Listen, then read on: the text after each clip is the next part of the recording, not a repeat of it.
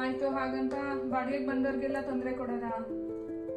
ನಾನು ತೊಂದರೆ ಕೊಡಲ್ಲ, ಆದ್ರೆ ಇದ್ರೆ ಓಡಿಸ್ತೀನಿ.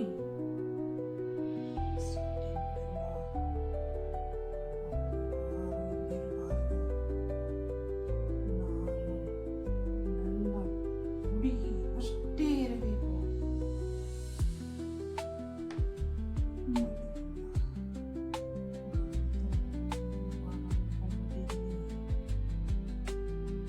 ನೀನು ಇದೇ ತರ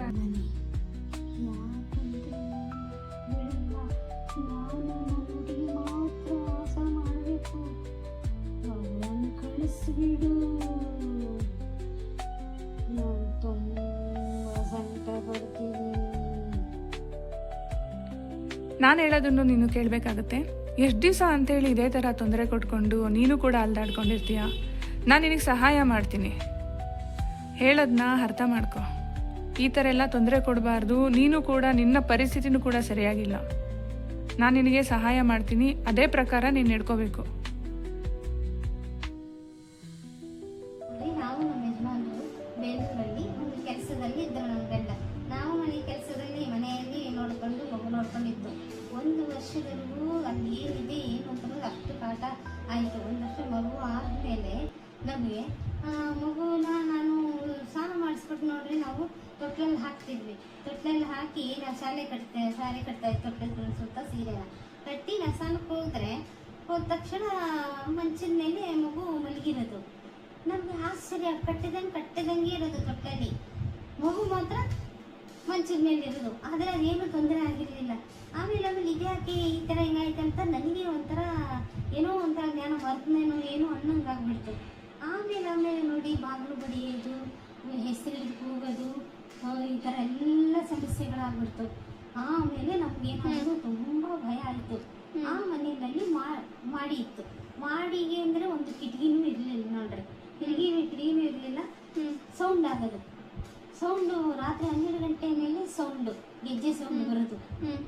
ಮತ್ತೆ ಬೆಕ್ಕು ಇದಕ್ಕಿದ್ದಂಗೆ ಬೆಕ್ಕು ಬರೋದು. ಅಲ್ಲಿ ಕಿಟಕಿನೂ ಇಲ್ಲ, ಯಾವುದೂ ಇಲ್ಲ, ಬರೋಕ್ಕೂ ಹೋಗೋಕ್ಕೂ ಏನಿಲ್ಲ. ಈ ಥರ ಎಲ್ಲ ಪ್ರಾಬ್ಲಮ್ಗಳು ನೋಡ್ರಿ ಶುರುವಾಯಿತು. ಆವಾಗ ನಮ್ಗೆ ಯಾಕೋ ಮೈ ಎಲ್ಲ ಒಂಥರ ಜಳ್ಳಿಸ್ದಂಗಾಗೋದು. ನಾನು ನಮ್ಮ ಯಜಮಾನಿಗೆ ಹೇಳ್ತಾ ಇದ್ದೆ, ಆದರೆ ನಮ್ಮ ಯಜಮಾನ ಕೇಳ್ತಿರ್ಲಿಲ್ಲ. ಯಾವ ದೆವ್ವನೂ ಇಲ್ಲ, ಯಾವುದೂ ಇಲ್ಲ, ಅದು ನಮ್ಮ ಭ್ರಮೆ ಎಂದರು. ಆಗೂ ಎಷ್ಟೇ ಹೇಳಿದ್ರು ಕೇಳ್ತಿಲ್ಲ. ಶುರುವಾಯಿತು ಅಂದರೆ ಯಾವಾಗ 12 ಗಂಟೆ ಮೇಲೆ ಯಾವಾಗಂದ್ರೆ ಅವಾಗ ಶುರುವಾಗೋದು. ಆಮೇಲೆ ನೋಡ್ರಿ, ನಾವೊಂದು ಹಾಲಿತ್ರೆ ಅಲ್ಲಿ ಒಂದು ಸ್ಟವ್ ಇಟ್ಕೊಂಡು ನಾವು ರೊಟ್ಟಿ ಬಡಿತಾ ಇದ್ದು. ರೊಟ್ಟಿ ಬಡ್ಕೊಂಡು ನಾವು ಊಟ ಮಾಡ್ತಿದ್ವಿ. ಆವಾಗ ನನಗೆ ನಮ್ಮ ಯಜಮಾನ ಬರೋವರೆಗೂ ನಾನು ಅಲ್ಲಿ ಅಡುಗೆ ಮಾಡ್ತಾ ಇದ್ದೆ. ನೆರಳು ಬಿದ್ದಂಗಾಗೋದು ಮೇಲೆ, ಹಂಚಿನ ಮೇಲಿಂದ, ಅದು ಹಂಚಿನ ಮನೆ ನೋಡ್ರಿ, ಬೆಳಕು ಬಿದ್ದಂಗಾಗೋದು. ಹಂಗ ಬೆಳಕು ಬಿದ್ದಂಗಾದಾಗ ನಿಂಗೆ ಬೆಳಕು ಬಿತ್ತಲ್ಲ, ಏನು ಪಕ್ಷಿ ಪ್ರಾಣಿಗಳ ಕಾಗಿ ಅನ್ಕೊಂತಿದ್ರಿ. ಆಮೇಲೆ ಏನಾಯ್ತು, ಇದಕ್ಕಿದ್ದಂಗೆ ಆ ಬೆಳಕಿನ ಹತ್ರನೇ ಹಂಗೆ ಒಂದ್ಸಲ ಹೊತ್ತಲೇ ತುಂಬ್ದಂಗೆ ಆಗ್ಬಿಡ್ತು. ಹಂಗೆ ಮೈಯೆಲ್ಲ ಹೆಂಗಾಗುತ್ತೋ ಗೊತ್ತೇನ್ರಿ, ನೋಡ್ಕೊಂಡ್ಬಿಡ್ತೀರಿ ನಮಗೆ. ಆವಾಗ ನಮ್ಮ ಯಜಮಾನಪ್ಪು ಹೇಳಿದ್ರೆ ಕೇಳ್ತಲೇ ಇರ್ಲಿಲ್ಲ, ಅವ್ರು ನಂಬದೇ ಇಲ್ಲ. ಒಂದ್ಸಲ ಏನಾಗ್ಬಿಡ್ತು, ಹಿಂಗೆ ಇದ್ದಾಗ ಮಲ್ಕೊಂಡಿದ್ದಾಗ, ಮಗು ಮಲಗಿಸ್ಕೊಂಡು ಮಲ್ಕೊಂಡಿದ್ದಾಗ ತುಂಬ ಸೌಂಡ್ ಆಗ್ಬಿಡ್ತು ಮೇಲೆ, ಗೆಜ್ಜೆ ಜಣ್ ಅಂದಾಗ. ನಾನು ನೋಡಿ ನಿದ್ರೆ ಹೋಗಿದ್ದೆ. ಆಗ ನಮ್ಮ ಯಜಮಾನ ಹೆಸರಾಗಿದ್ದ. ಆಗ ಹೆಬ್ಬರಿಸ್ಬಿಟ್ಟು ಹೇಳು ಹೇಳು ಹೇಳು ಅಂತಾರೆ. ನಾನು ಯಾಕೆ ಹಿಂಗೆ ಹೇಳಂತೇಳಿ ಅಂದೆ. ಆವಾಗ ಅವರು ಏನೋ ಸೌಂಡ್ ಆಗ್ತೈತಿ ನೋಡ್ಲಿ, ಸೌಂಡ್ ಆಗ್ತೈತಿ. ಆವಾಗ ನಾನು ಹೇಳಲಿಲ್ಲೇನು, ನಂಬ್ತಿರ್ಲಿಲ್ಲ ನೀನು. ಈಗಾದ್ರೂ ಗೊತ್ತಾಯ್ತಾ ನಿಂಗೆ ಮನೆ ಬದಲಾಯಿಸೋಣ ಅಂದ್ರೆ ನಿನ್ ನಂಬಿಕೆನೇ ಇರ್ಲಿಲ್ಲ.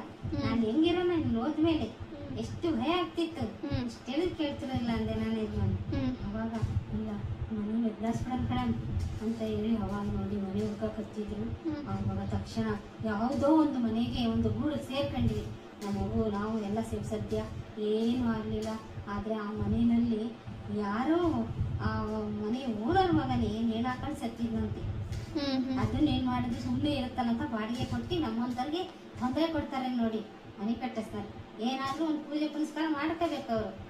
ಇಷ್ಟೆಲ್ಲ ಆಯ್ತು ನೋಡ್ರಿ.